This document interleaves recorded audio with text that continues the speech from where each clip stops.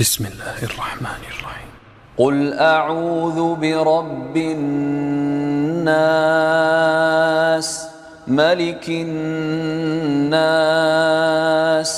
إله الناس من شر الوسواس الخناس الذي يوسوس في صدور الناس من الجنة والناس.